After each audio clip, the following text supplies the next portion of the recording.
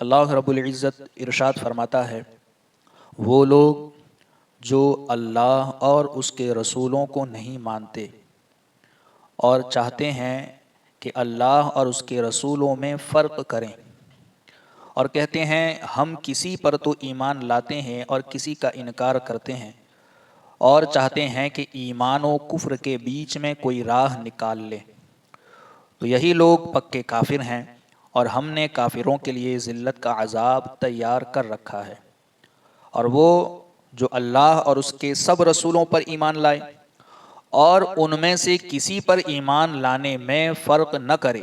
تو عن قریب اللہ انہیں اور ان کے اجر عطا فرمائے گا، اور اللہ بخشنے والا مہربان ہے۔ یہ آیت نمبر 150 اور 151 میں یہود و نصارہ کے بارے میں ہے کہ وہ بعض نبیوں پر تو ایمان لائے اور بعض پر نہیں لائے۔ مطلب یہ ہے کہ یہود جو ہے وہ حضرت موسیٰ علیہ السلام پر تو ایمان لائے، مگر اللہ کے رسول صلی اللہ تعالی علیہ وسلم جو کہ نبی ہے اور آخری نبی ہے، نبی آخر الزماں ہے، جانتے ہوئے بھی ان پر ایمان نہیں لائے، تو یہ لوگ کافر ہیں کہ جو حضور پر ایمان نہ لائے اور دوسرے انبیاء پر تو لائے۔ مومن اس وقت ہوں گے جب تک کہ اللہ کے تمام رسولوں پر ایمان لائے۔ اسی طرح عیسائی کہ جو حضرت عیسیٰ علیہ السلام پر تو ایمان لائے، مگر اللہ کے رسول نبی آخر الزمان صلی اللہ علیہ وسلم پر ایمان نہیں لائے۔ دیکھیں، یہ آیت مبارکہ یہود و نصارہ کے بارے میں نازل ہوئی کہ یہودی حضرت موسیٰ علیہ السلام پر ایمان لائے،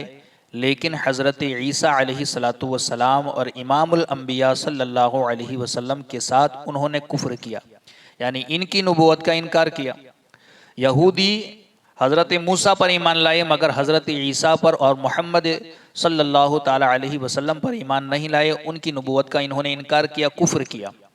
اسی طرح عیسائی حضرت عیسیٰ علیہ السلام پر ایمان لائے، لیکن انہوں نے سرور کائنات محمد مصطفیٰ صلی اللہ علیہ وسلم کے ساتھ کفر کیا، یعنی ان پر ایمان نہیں لائے۔ ان کے متعلق فرمایا گیا کہ یہ لوگ اللہ عز و جل اور اس کے رسولوں پر ایمان لانے میں فرق کرتے ہیں،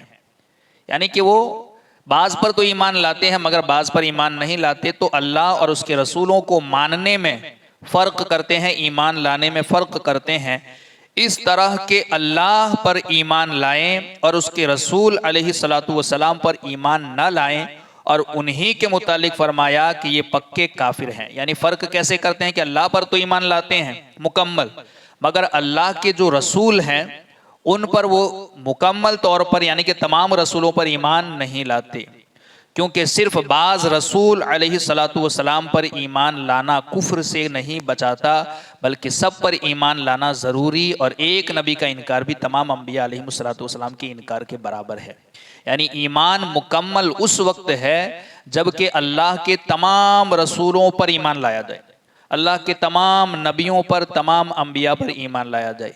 اگر کسی ایک نبی کی نبوت کا یا کسی ایک نبی پر بھی ہم ایمان لانے میں فرق کریں تو یہ کفر ہے۔ کسی ایک نبی کی نبوت کا انکار تمام نبیوں کا انکار ہے، تو ہمیں فرق نہیں کرنا چاہیے جیسے یہود و نصارہ نے کیا۔ اور آگے پھر جو ایمان لائے اللہ کے تمام رسولوں پر، ان کے بارے میں اللہ نے فرمایا، اور وہ جو اللہ اور اس کے سب رسولوں پر ایمان لائے اور ان میں سے کسی پر ایمان لانے میں فرق نہ کرے، تو عن قریب اللہ انہیں ان کے اجر عطا فرمائے گا، اور اللہ بخشنے والا مہربان ہے۔ جو فرق کرتے ہیں ان کا ٹھکانہ بھی بتایا، اور جو فرق نہیں کرتے ان کے لیے بشارت بھی دی۔ جو فرق کرتے ہیں ایمان لانے میں ان کے لیے جہنم کا عذاب ہے، اور جو فرق نہیں کرتے مکمل جیسا ایمان لانا چاہیے ویسا تمام رسولوں پر ایمان لائے، ان کے لیے اللہ اجر عطا فرمائے گا اور بخشنے والا مہربان ہے، ان کے لیے جنت والی نعمتیں ہیں۔ تو یہ قرآن کا اسلوب ہے کہ جہاں اللہ رب العزت نے کسی یعنی کہ اگر عذاب کا ذکر فرمایا تو عذاب کے ساتھ اللہ رب العزت نے پھر جنت کی بشارت کا بھی ذکر فرمایا۔ اسی طرح اللہ رب العزت نے قرآن مجید کے اندر جہاں کافروں کا ذکر فرمایا وہاں اسی کے بعد اللہ رب العزت نے مومنوں کا بھی ذکر فرمایا۔ اب پورے قرآن میں دیکھیں، یہ قرآن کا اسلوب رہا کہ جہاں عذاب کی بات ہوگی وہاں بشارت کی بھی بات ہوگی، ثواب کی بھی بات ہوگی، انعام کی بھی بات ہوگی۔ جہاں کافروں کی بات ہوگی وہاں مومنوں کی بھی بات ہوگی۔ اسی طرح جہاں مومنوں کا ذکر ہوگا وہاں کافروں کا بھی ہوگا، کیونکہ چیزیں جو ہے وہ اپنے اپوزٹ سے پہچانی جاتی ہیں، ضد سے پہچانی جاتی ہیں۔ دین کی اہمیت تب پتہ چلے گی جب ہم رات کو سمجھیں گے۔ پاکی کی اہمیت ہمیں اس وقت پتہ چلے گی جب ہم ناپاکی کو سمجھیں گے۔ یعنی رات کا اندھیرا جب تک ہم دیکھیں گے نہیں تب تک دین کے اجالے کی اہمیت ہمیں سمجھ میں نہیں آئے گی۔ تو چیزیں اپنی اپوزٹ سے پہچانی جاتی ہیں، تو یہ قرآن کا اسلوب رہا کہ جہاں مومن کا ذکر ہوگا وہاں کافروں کا بھی ہوگا، جہاں کافروں کا ہوگا وہاں مومنوں کا بھی ہوگا، جہاں عذاب کا ذکر ہوگا وہاں انعامات کا بھی ذکر ہوگا۔ تو جو اللہ اور اس کے رسولوں پر ایمان لانے میں فرق نہیں کرتے ان کے لیے تو بڑا اجر ہے، اور اللہ بخشنے والا مہربان ہے۔ یہاں آیت میں ایمان والوں سے اجر و ثواب کا وعدہ فرمایا گیا۔ اس سے پہلی آیت میں انکار کرنے پر عذاب کا اللہ نے وعدہ فرمایا، اور یہاں ایمان لانے والوں کے لیے اجر و ثواب کا وعدہ فرمایا، اور اس میں کبیرہ گناہوں کا مرتکب بھی داخل ہے۔ یعنی کہ گناہ کبیرہ کرنے والا اگرچہ عذاب اسے جہنم میں دیا جائے گا مگر ہمیشہ کے لیے وہ جہنم میں نہیں ہوگا، بلکہ اس کی تطہیر کر کے پھر اسے جنت میں داخل کیا جائے گا۔ مگر جس نے کفر کیا وہ تو ہمیشہ ہمیشہ کے لیے جہنم میں جلایا جائے گا۔ دیکھیں، ایک ہے مومن جو گناہ کبیرہ کا مرتکب ہے، اور ایک ہے کافر۔ یہ جو گناہ کبیرہ کا مرتکب ہے اسے بھی جہنم میں عذاب ہوگا، اور جو کافر ہے اسے بھی جہنم میں عذاب ہوگا۔ مگر ان دونوں کے عذاب میں فرق یہ ہے کہ کافر کو ذلیل کرنے کے لیے جہنم میں ہمیشہ کے لیے عذاب ہوگا، اور مومن جو گناہ کبیرہ کا مرتکب ہوگا اسے ذلیل کرنے کے لیے نہیں بلکہ اس کی طہارت، اس کو تطہیر، پاک کرنے کے لیے عذاب ہوگا ایک وقت تک، اور جب پاک ہو جائے گا اسے پھر جنت میں داخل کیا جائے گا۔ تو جہنم میں عذاب میں مومن اور کافر کے عذاب میں یہ فرق ہے۔ کبیرہ گناہ کرنے والا کافر نہیں، یعنی اس آیت سے یہ پتا چلا کہ کبیرہ گناہ کرنے والا کافر نہیں، اگرچہ اسے عذاب ہوگا مگر وہ کافر نہیں، ایک وقت تک عذاب ہوگا پھر اسے جنت دی جائے گی۔ معتزلہ فرقہ والے کبیرہ گناہ کرنے والوں کے لیے ہمیشہ کے عذاب جہنم کا عقیدہ رکھتے ہیں۔ یعنی ایک فرقہ ہے معتزلہ، ان کا عقیدہ یہ ہے کہ جو گناہ کبیرہ بھی کرتا ہے تو گناہ کبیرہ کا مرتکب ہمیشہ جہنم کے عذاب میں مبتلا رہے گا، یہ ان کا عقیدہ ہے۔ حالانکہ ایسا ہمارے نزدیک نہیں ہے، بلکہ ہمارا نزدیک یہ ہے کہ جب تک اس کے گناہ کبیرہ کی سزا ہے وہاں تک وہ سزا پائے گا، پھر اپنے گناہوں کی سزا پانے کے بعد ایک وقت کے بعد اللہ رب العزت اسے جنت میں داخل فرمائے گا۔ اس آیت سے ان کے اس عقیدے کا بطلان یعنی کہ غلط ہونا ثابت ہو گیا۔ جو معتزلہ کا عقیدہ ہے ان کا عقیدے کا رد اسی آیت سے ہو گیا جس میں کہا گیا کہ اور وہ جو اللہ اور اس کے رسولوں پر ایمان لانے میں فرق نہیں کرتے، ان قریب اللہ رب العزت انہیں اجر بھی عطا فرمائے گا اور بخشنے والا مہربان بھی ہے۔ تو جو ایمان تو تمام رسولوں پر لایا ہے، مومن ہے، مگر اس سے گناہ کبیرہ ہو گیا ہے، تو گناہ کبیرہ کی وجہ سے جہنم میں وہ ہمیشہ کے لیے نہیں رہے گا، ایک وقت تک سزا پانے کے بعد جنت اسے اللہ رب العزت عطا فرمائے گا۔ جیسا کہ قرآن میں ہے وَإِن طَائِفَتَانِ مِنَ الْمُؤْمِنِينَ اقْتَتَلُوا، اور اگر مسلمانوں کے دو گروہ آپس میں لڑ پڑیں، اس سے بھی معلوم ہوا کہ کبیرہ گناہ کا ارتکاب کفر نہیں، کیونکہ جنگ و جدال گناہ ہے، لیکن دونوں گروہوں کو مومن فرمایا گیا۔ یعنی کہ اگر دو مسلمان گروہ آپس میں جنگ بھی کرے، قتل بھی کر دے، تو قتل کرنا مومن کو یہ تو گناہ ہے، مگر پھر بھی یہاں آیت میں دونوں کو مسلمان کہا گیا، تو اس سے پتا چلا کہ گناہ کبیرہ کا مرتکب کافر نہیں ہے۔ نئی صحیح بخاری کے اندر حضرت ابو ذر رضی اللہ تعالیٰ عنہ فرماتے ہیں کہ میں نبی کریم صلی اللہ علیہ وسلم کی بارگاہ میں حاضر ہوا تو آپ صلی اللہ علیہ وسلم نے سفید کپڑے پہن کر آرام فرما رہے تھے، پھر میں دوبارہ حاضر ہوا تو آپ صلی اللہ علیہ وسلم بیدار ہو چکے تھے۔ چنانچہ آپ صلی اللہ علیہ وسلم نے ارشاد فرمایا، جو بندہ یوں کہے کہ اللہ تعالیٰ کے سوا کوئی معبود نہیں اور اسی وعدے پر اس کا انتقال ہو جائے تو وہ جنت میں داخل ہوا۔ جس نے اللہ پر ایمان لایا، جو اللہ کے رسولوں پر ایمان لایا، اس کے بارے میں سرکار نے فرمایا کہ وہ اگر اسی پر اس کا انتقال ہوا ہے، اسی عقیدے پر، تو پھر وہ جنت میں داخل ہوگا۔ میں نے عرض کی کہ خواہ اس نے زنا یا چوری کی ہو، یعنی یہ صحابی رسول حضرت ابو ذر فرماتے ہیں میں نے سرکار کی بارگاہ میں عرض کیا کہ یا رسول اللہ، کیا اس نے اگر زنا کیا ہو، کیا چوری کی ہو، اور زنا یا چوری یہ کبیرہ گناہوں میں سے ہے، تو حضرت ابو ذر نے عرض کیا یا رسول اللہ، اگر اس نے زنا کیا ہو یا چوری کی ہو تب بھی وہ جنت میں داخل ہوگا؟ تو سرکار نے ارشاد فرمایا خواہ اس نے زنا یا چوری کی ہو پھر بھی وہ جنت میں داخل ہوگا۔ میں نے پھر عرض کی کہ اگرچہ وہ زنا یا چوری کرے، سرکار نے پھر ارشاد فرمایا اگرچہ وہ زنا یا چوری کرے۔ میں نے پھر عرض کی خواہ اس نے زنا یا چوری کی، سرکار نے پھر ارشاد فرمایا خواہ اس نے زنا یا چوری کی، خواہ ابو ذر کی ناک خاک آلود ہو جائے۔ پھر سرکار نے ارشاد فرمایا خواہ ابو ذر کی ناک خاک آلود ہو جائے، مگر مومن ہے، ایمان پر اس کا انتقال ہوا ہے، تو مومن کے لیے جنت کی اللہ نے بشارت دی ہے۔ تو اس سے پتا چلا گناہ کبیرہ کا مرتکب کافر نہیں ہوتا۔ حضرت انس رضی اللہ تعالیٰ عنہ سے روایت ہے کہ اللہ کے رسول صلی اللہ تعالیٰ علیہ وسلم نے ارشاد فرمایا کہ میری شفاعت میری امت کے ان لوگوں کے لیے ہے جو گناہ کبیرہ کے مرتکب ہیں، یعنی کہ جو گناہ کبیرہ کے مرتکب ہیں، اللہ کے رسول نے فرمایا میری شفاعت ان کے لیے تو ہے۔ تو جن کے لیے اللہ کے رسول نے شفاعت کی بشارت دی ہے، پھر وہ جہنم میں کیسے جائے؟ اسی طرح بہت سی احادیث ہیں، ان احادیث سے بھی معلوم ہوا کہ کبیرہ گناہ کرنے والا کافر نہیں، کیونکہ کافر نہ تو کبھی جنت میں جائے گا اور نہ ہی سید المرسلین صلی اللہ علیہ وسلم اس کی شفاعت فرمائیں گے۔ یعنی کافر کے لیے جنت نہیں ہے اور نہ ہی کافر کے لیے سرکار کی شفاعت ہے۔ اگر تو گناہ کبیرہ کرنے والے کے لیے تو سرکار نے جنت کی بشارت دی ہے، سرکار نے اس کے لیے اپنی شفاعت کی بشارت دی ہے، تو اس سے پتا چلا کہ گناہ کبیرہ کا مرتکب یہ کافر نہیں ہوتا، بلکہ جنت میں صرف مسلمان جائیں گے اور تاجدار رسالت صلی اللہ علیہ وسلم کی شفاعت بھی صرف مسلمانوں کو نصیب ہوگی، اگرچہ وہ کبیرہ گناہوں کے مرتکب ہوں۔ اگر ایمان پر ان کا خاتمہ ہوا ہے، مومن ہے، تو انہیں جنت ضرور ملے گی۔ یاد رہے کہ اہل سنت کا اجماع ہے کہ مومن کسی گناہ کی وجہ سے کافر نہیں ہوتا۔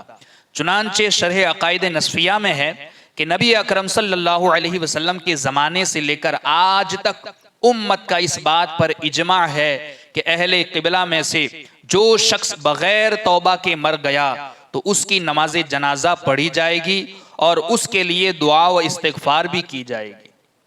یعنی کہ اس کی نماز جنازہ بھی پڑھی جائے گی، اس کے لیے دعائے مغفرت اور استغفار بھی کی جائے گی، اگرچہ اس کا گناہ یعنی اس کا گناہ کبیرہ یعنی کہ وہ گناہ کبیرہ کا مرتکب ہو چکا ہو،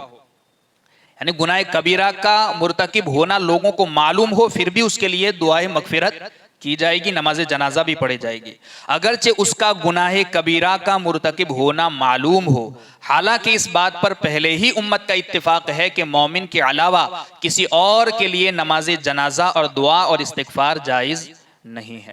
اور بھی دیگر باتیں ہیں اسی کے متعلق گناہ کبیرہ کے مرتکب کے حوالے سے، انشاءاللہ آئندہ کل ہم اس کو سماعت فرمائیں گے۔ المختصر یہ آج کی اس بحث کا خلاصہ یہ ہے کہ جو اللہ اور اس کے رسولوں پر ایمان لانے میں فرق کرتے ہیں، اللہ رب العزت نے ان کے لیے جہنم کا عذاب رکھا ہے، جیسے کہ یہود و نصارہ، کہ یہودی حضرت موسیٰ پر ایمان لائے مگر حضرت عیسیٰ پر اور حضور سید عالم صلی اللہ علیہ وسلم پر ایمان لانے کے وہ منکر ہوئے۔ اسی طریقے سے حضرت عیسیٰ علیہ السلام کے ماننے والے عیسائی کہ جو حضرت عیسیٰ پر تو ایمان لائے مگر محمد مصطفیٰ نبی آخر الزمان صلی اللہ علیہ وسلم پر وہ ایمان نہ لائے، تو بعض پر ایمان لائے بعض پر نہ لائیں، تو ایسوں کے لیے اللہ نے جہنم کا عذاب تیار کر رکھا ہے۔ مگر مومن جیسا کہ ہم اللہ اور اس کے رسول پر ایمان لانے کے ساتھ تمام نبیوں پر ہم ایمان لائے، اور لا نفرق بین احد من رسلہ کہ ہم ایمان لانے میں اللہ کے نبیوں میں فرق نہیں کرتے۔ یہ اور بات ہے کہ اللہ نے نبیوں میں تلک الرسول فضلنا بعضهم علی بعض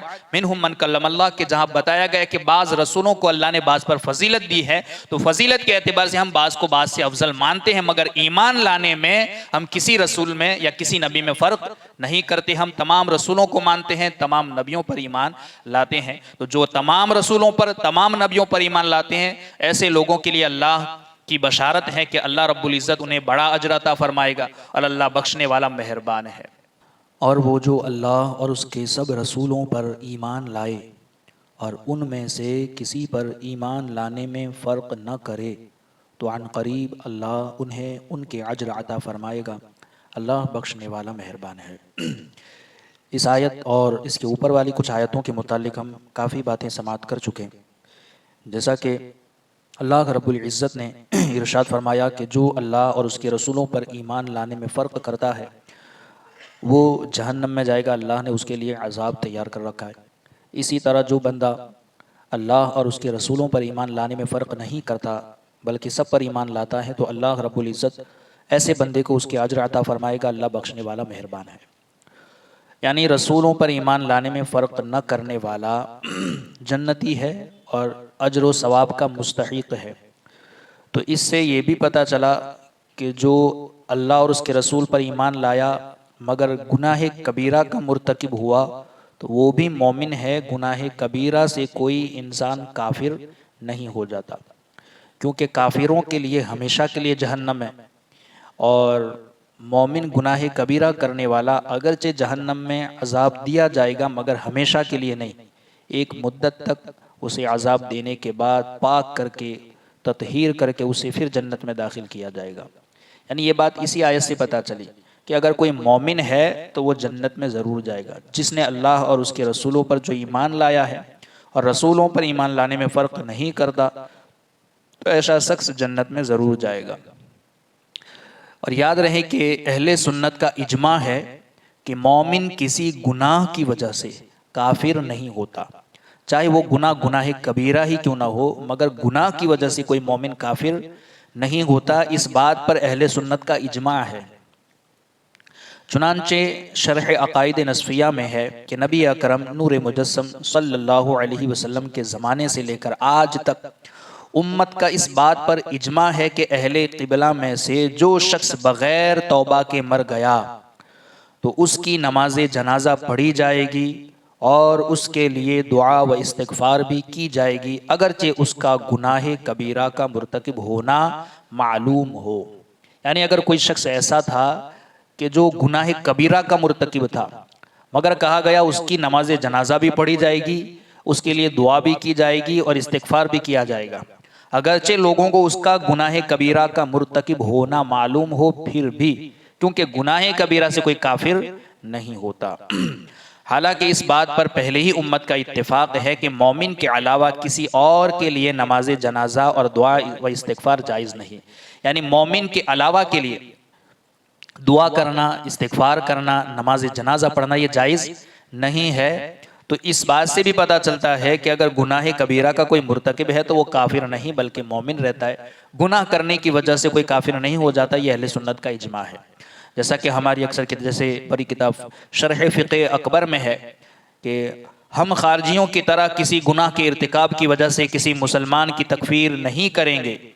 یعنی کہ یہ خارجیوں کا طریقہ ہے کہ وہ کسی گناہ کی وجہ سے وہ تکفیر کر دیتے ہیں، تو کہا کہ ہم خارجیوں کی طرح کسی گناہ کے ارتکاب کی وجہ سے کسی مسلمان کی تکفیر یعنی اسے کافر نہیں کہیں گے، اگرچہ وہ گناہ کبیرہ ہو، یعنی اگرچہ وہ گناہ کبیرہ ہو، البتہ اگر وہ کسی ایسے گناہ کو حلال جانے جس کی حرمت قطعی دلیل سے ثابت ہو تو وہ کافر ہے۔ یعنی کوئی ایسا گناہ ہے جس کا حرام ہونا دلیل قطعی سے ثابت ہے، قرآن سے، حدیث سے، ایسی صاف واضح دلیلوں سے ثابت ہے جس کا حرام ہونا، اگر کوئی ایسی حرمت کو حلال قطعی سے ثابت تو ایسے کو حلال جانے تو پھر اسے ہم کافر کہیں، کیونکہ دلیل قطعی قرآن جسے حرام کہے اور کوئی اگر جسے قرآن حرام کہتا ہے اس کو کوئی حلال کہے تو یہ تو قرآن کا انکار ہوا۔ تو ایسا اگر کوئی شخص ہے کہ جو دلیل قطعی سے جو حرمت ثابت ہے اسے حلال جانے تو اسے تو ہم کافر کہیں گے، اور ہم معتزلہ کی طرح کسی کبیرہ گناہ کرنے والے سے ایمان کا وصف ساقط نہیں کریں گے، جیسا کہ معتزلہ کا ایک عقیدہ ہے کہ وہ گناہ کبیرہ کرنے والے کو بھی کافر کہتے ہیں، خارجیوں کا ہے کہ وہ گناہ کرنے والے کو بھی کافر کہتے ہیں، مگر ہم اہل سنت و جماعت ہے، اہل سنت کا اس بات پر اجماع ہے کہ مومن گناہ کی وجہ سے کافر نہیں ہوتا، اور کبیرہ گناہ کرنے والے کو حقیقی مومن کہیں گے، کیونکہ اہل سنت و جماعت کے نزدیک ایمان دل سے تصدیق کرنے اور زبان سے اقرار کرنے کا نام ہے، جبکہ عمل کا تعلق کمال ایمان سے ہے۔ ایمان کا تعلق کہ ایمان دل سے تصدیق کرنے کا نام ہے، جس نے اللہ اور اس کے رسول اور اللہ کے تمام احکام کو دل سے تسلیم کر لیا، زبان سے اقرار کر لیا تو وہ مومن ہے، جبکہ عمل کا تعلق کامل ایمان سے ہے، کمال ایمان سے ہے۔ اسی طرح اعلیٰ حضرت کی بھی کچھ عبارت اور فتاوی رضویہ کی، مگر میں خلاصہ عرض کر دیتا ہوں، اس عبارت کا خلاصہ یہ ہے، جو یہ ایک فقہ اکبر کی شرح فقہ اکبر کی جو عبارت ہے اور امام اہل سنت فتاوی رضویہ کی 131ویں صفحے پر ایک 21ویں جلد میں جو عبارت ہے اس کا خلاصہ یہ ہے، نمبر 1 کہ آدمی صرف 2 چیزوں سے مشرک ہوتا ہے، 2 چیزوں سے مشرک ہوتا ہے۔ نمبر 1 غیر خدا کو معبود ماننے سے، اور دوسرا ہے اللہ کے علاوہ کسی کو مستقل بذات ماننے سے۔ یعنی اللہ کے علاوہ کسی کے لیے ہم واجب الوجود، اس کے وجود کو واجب مانیں یا اس کو مستقل بذات مانیں تو کوئی مشرک ہے۔ یعنی کہ یہ صرف اللہ کی صفت ہے، واجب الوجود صرف اللہ ہے، معبود صرف اللہ ہے۔ تو یہ 2 چیزیں کہ اگر کوئی غیر خدا کو معبود مان لے تو مشرک، اور اگر کوئی اللہ کے علاوہ کسی اور کو مستقل بذات مانے تو مشرک۔ یعنی ان 2 چیزوں کی وجہ سے آدمی مشرک ہوتا ہے۔ ان 2 چیزوں کے علاوہ کسی تیسری چیز سے آدمی حقیقتاً مشرک نہیں ہوتا۔ اور بعض احادیث وغیرہ میں جو کچھ کاموں کو بغیر، یعنی سیدھی بات ہے کہ ان 2 کے علاوہ گناہ سے تو کوئی مشرک نہیں ہو جاتا، تو بعض احادیث وغیرہ میں جو کچھ کاموں کو بغیر کسی قید کے شرک یا کفر کہا گیا ہے، ان کی تعویلات و توجیحات علماء میں مشہور ہیں۔ یعنی یا تو وہ وہاں کفر و شرک سے تسبیح مراد ہوتی ہے، یا اس کام پر شریعت نے شدت ظاہر کرنے کے لیے لفظ شرک استعمال کیا ہوتا ہے۔ یعنی ان 2 چیزوں کے علاوہ جہاں شریعت کے اندر شرک یا کفر وغیرہ کے جو کلمات ہیں کہا گیا ہے جہاں، تو وہاں تعویلات اور توجیحات علماء کی مشہور ہے، اور ہے کہ یا تو وہاں پر شریعت نے شدت ظاہر کرنے کے لیے وہ شرک کا لفظ استعمال کیا ہے، یا تو پھر وہ کفر سے تشبیہ دینا مراد ہوتا ہے، یا تو وہاں شرک سے مراد وہ صورت ہوتی ہے کہ جب اس فعل کے ساتھ کوئی ایسا ارادہ یا اعتقاد ملا ہو جو توحید کے منافی ہو۔ یعنی یا تو وہ صورت مراد ہوتی ہے کہ جہاں اللہ رب العزت کے علاوہ کے لیے کوئی معبود ہونا مانے یا توحید کا انکار ہوتا ہو، تو وہ صورت اگر ہے تو شرک اور مشرک ہوتا ہے۔ جیسے غیر خدا کو سجدہ کرنا مطلقاً شرک نہیں، یعنی اللہ کے علاوہ کو سجدہ کرنا مطلقاً شرک نہیں، لیکن اگر اس کے ساتھ ارادہ شرک موجود ہو تو یقیناً شرک ہے۔ مگر اللہ کی ذات کے ساتھ اگر کسی کو شریک کرنا، اس کے دل میں شرک کا ارادہ اگر موجود ہے تو پھر یہ یقیناً شرک ہے۔ اگر کوئی سجدہ تعظیمی کرے تو یہ حرام ہے، مگر ہر سجدہ غیر خدا کو سجدہ کرنا مطلقاً شرک نہیں۔ ہاں اگر اس کو شرک کے ارادے سے اگر کوئی کرتا ہے تو وہ یقیناً شرک ہے۔ تو غیر شرک کو جہاں شرک کہا گیا ہو وہاں وہ حقیقی کفر و شرک مراد نہیں ہوتا، جس کی وجہ سے آدمی اسلام سے خارج اور بغیر توبہ کے مرنے پر دائمی جہنمی قرار پائے، کیونکہ اہل سنت کا اجماع ہے کہ مسلمان کبیرہ گناہ کی وجہ سے اسلام سے خارج نہیں ہوتا۔ قرآن و حدیث کی مذکورہ بالا قسم کی تصریحات کو ہماری بیان کردہ تفصیل کے ملحوظ رکھے کہ بغیر حقیقی کفر و شرک قرار دینا خارجیوں کا مردود مذہب ہے۔ یعنی بغیر کسی تحقیق اور بغیر کسی تفصیل کے سیدھا کسی گناہ کی وجہ سے کسی کو کافر کہنا، مشرک کہنا، یہ کس کا مذہب ہے؟ یہ خارجیوں کا مردود مذہب ہے۔ اہل سنت و جماعت کا اس بات پر اجماع ہے کہ کوئی آدمی چاہے کیسا ہی گناہ کبیرہ کا مرتکب ہو، مگر گناہ کرنے کی وجہ سے کوئی کافر یا مشرک نہیں ہوتا، کیونکہ ایمان جو ہے وہ دل سے تصدیق کا نام ہے اور عمل کا تعلق کمال ایمان سے ہے۔ تو گناہ کی وجہ سے گناہ کا کام، گناہ ایک عمل ہے، گناہ کا تعلق یعنی گناہ ایک عمل ہے، گناہ کرنے کی وجہ سے کوئی کافر نہیں ہوتا۔ بس بحث کا خلاصہ یہ ہے، تھوڑی ٹف چیز ہے مگر سمجھیں گے تو آسانی ہو جائے گی۔ جو آیت نمبر آخری جو آیت تھی اس کے اندر جو کہا گیا کہ جو اللہ اور اس کے رسولوں پر ایمان لانے میں فرق نہیں کرتا، اللہ رب العزت اسے بڑا اجر عطا فرمائے گا اور اس کے لیے جنت ہے۔ تو اس آیت سے یہ ثابت ہوتا ہے کہ جو معتزلہ کہتے ہیں کہ انسان گناہ کبیرہ کرتا ہے تو کافر ہو جاتا ہے، خارجیوں کا یہ مذہب ہے کہ اگر کوئی گناہ کرتا ہے تو وہ کافر اور مشرک ہے، تو ان کا رد فرمایا گیا کہ یہاں پر اللہ نے کہا کہ جو اللہ اور اس کے رسول پر ایمان لے آیا اللہ رب العزت اسے بڑا اجر عطا فرمائے گا۔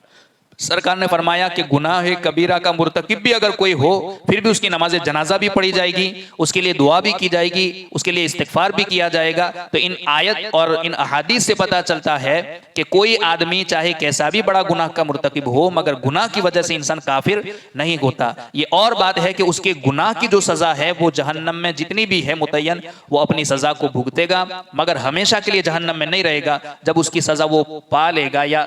گناہ سے وہ پاک ہو جائے گا، اس کی تطہیر ہو جائے گی، اور ایمان پر اس کا خاتمہ ہوا تھا تو اللہ رب العزت پھر اسے جنت عطا فرمائے گا، کیونکہ دائمی مومن کے لیے جہنم نہیں ہے، مومن کے لیے جنت ہے، اور کافر کے لیے دائمی جہنم ہے۔ دائمی مطلب ہمیشہ کے لیے جہنم کافر کے لیے ہے، کسی مومن کے لیے ہمیشہ کے لیے جہنم میں جلنا نہیں ہے۔ ہاں اپنے گناہوں کی سزا پانے کے لیے کچھ وقت اگر وہ جہنم میں اسے عذاب دیا جائے تو ایک وقت تک کے لیے ہے، اس کی تطہیر کے لیے ہے، ہمیشہ کے لیے نہیں۔ ہمیشہ کے لیے جہنم کافر کے لیے ہے، مشرک کے لیے ہے۔